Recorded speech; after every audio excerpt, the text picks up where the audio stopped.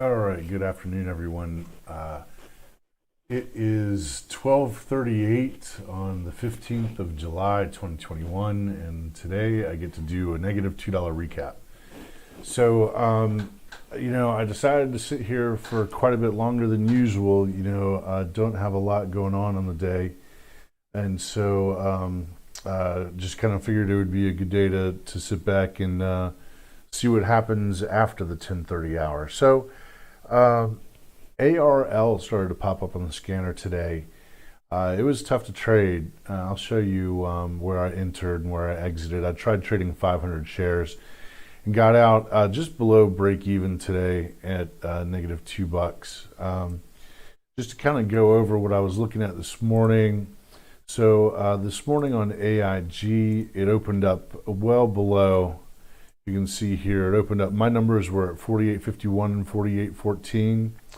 And it opened up at, opened at $47.50 according to this 10-minute chart. And it just bobbled around. I mean, it was below my levels anyway. You can see $48.14 is this area, right in that area is important. It's met resistance there a couple of times and hasn't been able to trade above it. So no trade there. I thought it was going to be a no trade day. And so I just kind of figured I'd sit here and, see what developed. NLSP has just been dog water. It popped up in the morning. There's nothing there to trade. It did pop up at the open, but it was, just good luck trying to. So let's see. If there was a trade here, it was a trade over $3.58 for a run up to as high as $3.70. A 12-cent move that was tradable. Nah, not really. No trade there. HUDI. This is one I couldn't find news on. In NLSP had that FDA investigational new drug application acceptance. Yeah, in my experience, just the application acceptance for an IND, in the investigational new drug, just really doesn't do anything for momentum on the name. So I didn't really, of the four that are up here, AIG was the one that I thought I would trade, but it didn't, it opened below my numbers. So when it opens below my numbers, that's resistance. And I didn't have numbers, down here for support. So no trade. HUDI, this was no news. I wasn't planning on trading this anyway. And you can see here before the open, it ran up. At the pre-market here, it went to $6.07 from $6.07 up to $9, and then pulled back down below its sort of run-up candle. And it actually even opened below this morning run-up right here. Yeah, opened below $6.09 and just hasn't done anything except for go down for the entire day. No idea what the news was on this thing. No idea what was going on with it. I couldn't find any news on it. Wasn't planning on trading it anyway. And so, yeah, no trade there. DTSS, this is the one that I was explaining in my pre-market strategy session, that this is day-old bread. So yesterday, it was awarded some kind of a contract for Chinese Wi-Fi internet or Wi-Fi service through cloud, something like that. And so it ran up yesterday, and then today, it's trading on yesterday's news, and it did pretty much the same thing that it did yesterday. You can see here it opened. I put 543 up there just kind of for kicks. Really, I didn't plan on trading this thing at all. You can see here at the open, it made a touch of 543 and then went as high as 579, but then really, this is really fast and choppy trading. I wasn't even paying attention to the bid-ask spread anyway on this one to see what was going on with it. So I don't know.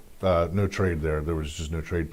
And yesterday, you can see here pre-market. I mean, this thing was looking super strong pre-market. I didn't trade it yesterday either. And just all day, it spent the entire day just heading down. I mean, looks like it did try and bottom out down here around 365 a share, but yeah, whatever, just whatever. No trade there. So then I was sitting here and at about, hang on a second, I'm getting a phone call. All right. This thing started hitting the scanner, and the price action, the spreads were really wide on it. This candle right here, 1306 to 1331. All right, hang on a second here. I'm getting a call. Hey there.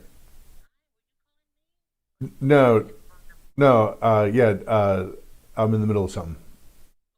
Oh, bye. All right, so sorry about that. And so these spreads were really wide, and they were really wide too here. So I put a level on it here. It pulled back right here, went into a halt and pulled back. I was like, okay, well, when it breaks this, what is that? 1748. I was like, okay, break of 1748, and I'll make a trade. And so right here, you can see right here, I bought and sold. Like as soon as I bought, I sold. Like really, as soon as I bought, it bumped up only about 20 cents or so, and just the whole level 2 turned red. I mean, I literally clicked the buy. I clicked the button to buy, and then I went from click to buy to click, like it was that fast. Click, click, in, out. That was it.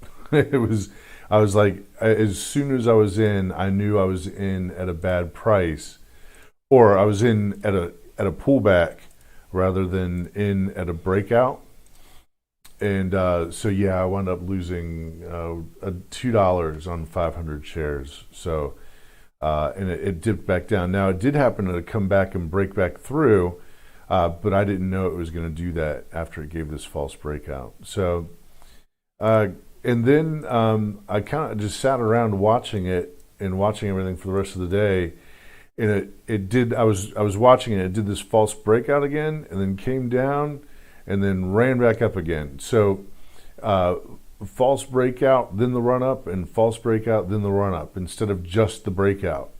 So pretty tough stock to trade, and the spreads were easily 50 cents wide between the bid and the ask every time. So it was just a really tough stock to trade. Maybe there'll be some continuation on this thing tomorrow. I don't know what's causing it to run up. Let's see if there's anything in the news. I didn't see anything in today. Oh, here we go. Wait a second. I have no idea what that means. Germany loses Gazprom gas pipeline appeal as court sides with Poland. No idea. Metals, copper boosted by hopes for China stimulus. Fed could taper by end of 21. All right. I don't know. Let's see. This thing started to run up at about 11:30. So let's see if we've got an 11:30 headline here. 11:30. Jobless claims, tourism, Amazon, U.S. natural gas. This is realty. Two strong stocks yielding at least 7%. Let's see. What is the yield on this thing? No yield. No dividends. I have no idea what's causing this thing to go up. So I gave it a stab with 500 shares. No joy, but that's trading for you. So that's going to be my recap. I'm heading out. And actually, I won't see you at tomorrow morning's strategy session. I am taking my kids to the zoo tomorrow, so I will not be trading tomorrow. All right, everybody, good luck out there. Keep your risk tight. Click like, share, subscribe, leave a comment, and I will see you on Monday morning's strategy session. I am out.